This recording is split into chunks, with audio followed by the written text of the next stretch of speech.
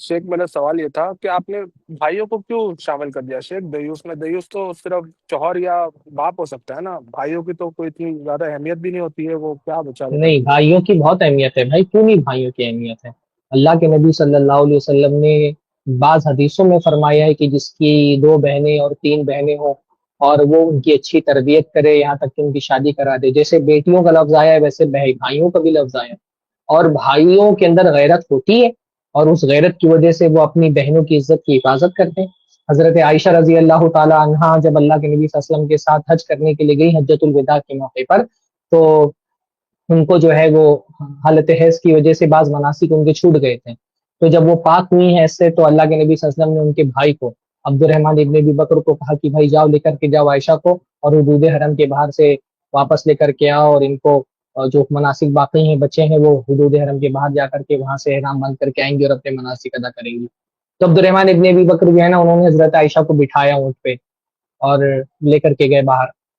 तो अब जब वो आबादी से बाहर निकल गई हजरत आयशा, तो उन्होंने चेहरे पे पर्दा ढका हुआ था, खोल दिया चेहरे का पर्दा कि भाई अब कोई मर्द देखने वाला है नहीं, रास्ता सुनसान है, तो इसमें इस गैर आबाद इलाके में क्या जरूरत है चेहरा बंद करके चलने की। तो जैसे ही उन्होंने चेहरे से पर्दा हटाया, उनके भाई के हाथ में वो लाठी थी, सोटा जिससे ऊँट को मारते हैं, मारा उनके पैर पे, कहा चेहरा बंद करो।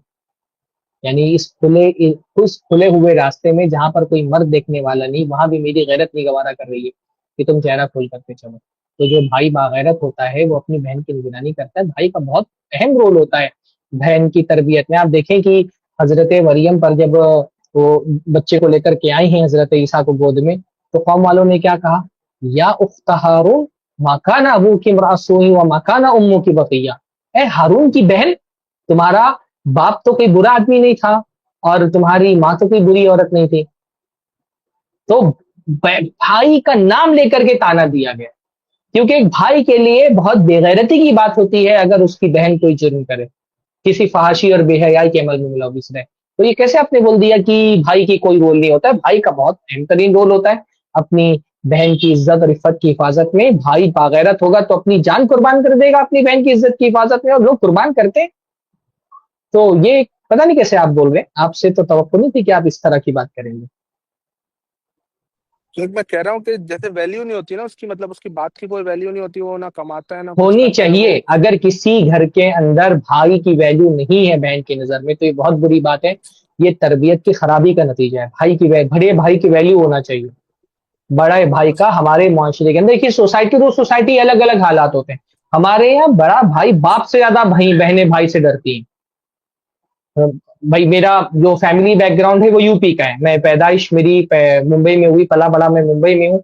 लेकिन जैसे मुंबई में सारे मुंबई वाले जो है ना कहीं बाहर से है, तो मेरा अपना फैमिली बैकग्राउंड मुंबई का है। हमारे यहाँ तो बड़े भाई से जितना डरते हैं उतना अब्बा से नहीं डरते थे हम लोग, बड़े भाई से जितना डरते थे। तो अगर कहीं पर नहीं है, तो ये घर वालों की बुरी तरबियत बनती जाए। वरना भाई का डर होना चाहिए बहन के दिल में, और होता है भाई। मैं भाई तो मैंने अपने अपने अब्बा अब्बा से उतनी मार नहीं खाई बचपन में जितना अपने बड़े भाई से खाई है।